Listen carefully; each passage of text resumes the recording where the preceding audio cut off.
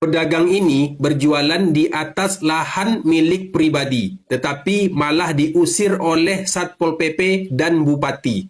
Coba kalian dengarkan, mereka sampai berdebat. Jadi mereka punya kesempatan yang sama di Republik ini untuk mencari hidup. Kecuali mereka tempati tanah pemerintah yang dilarang oleh pemerintah, itu boleh. Tapi tanah pribadi Pak Wakil, itu contoh di depan polsek tanah pribadi, sah-sah aja mereka sewain di depan ini. Tidak usah jauh-jauh, di pengadilan lama itu malah pengadilan yang sewakan itu.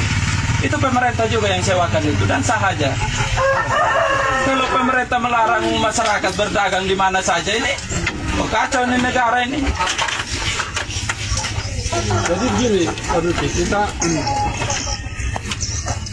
semua orang punya hak untuk berdagang. Betul. Itu dijamin.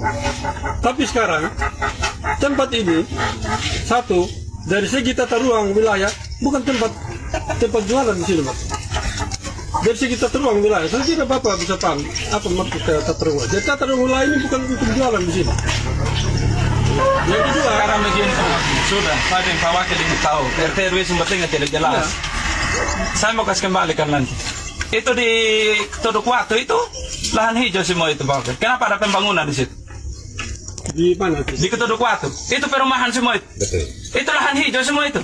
Ya, itu. Terus kenapa ada pembangunan? Jangan bicara tata ruang Pak Wakil di sini. Saya hanya berbicara mengenai bagaimana ini masyarakat ini hidup di era efisiensi yang model begini. Jadi kami fasilitasi mereka ini siapkan tempat.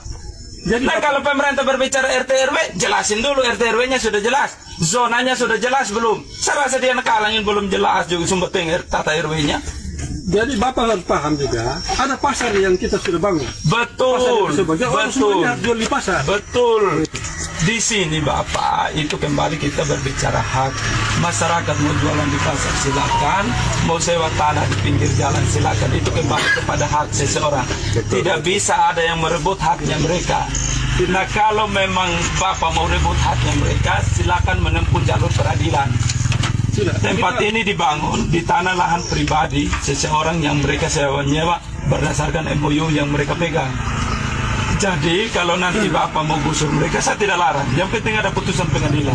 Kenapa saya arahkan di pengadilan? Supaya Pemda juga jangan rugi dalam hal ini ketika melakukan tindakan. Kasihan teman-teman Pol PP nanti yang dilaporin polisi pengrusakan tanpa dasar penggusuran yang jelas. Betul. Ya. Kalau mereka tidak pegang itu susah Bapak. Mau gusur di lahan pribadi orang itu susah. Silakan. Kalau Bapak mau konsultasi kita sama-sama ke pengadilan. Mau di Polres, di Kejaksaan Agung, mau sampai di mana itu silakan.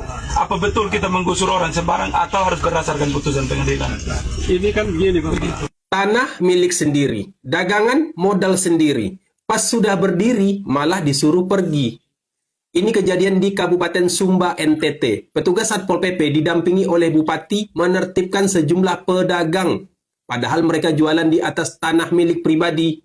Bupati itu mengatakan peraturan ini dilakukan murni untuk menjaga kelancaran mobilitas dan ketertiban umum.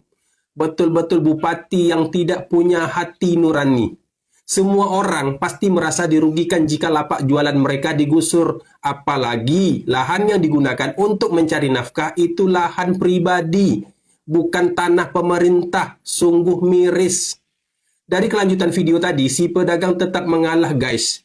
Bupati ini mengatakan bahwa pemerintah daerah telah menyediakan lokasi resmi atau pasar khusus untuk menampung para pedagang. Tetapi saya tetap sedih. Tanah milik sendiri, dagangan modal sendiri, pas sudah berdiri malah disuruh pergi.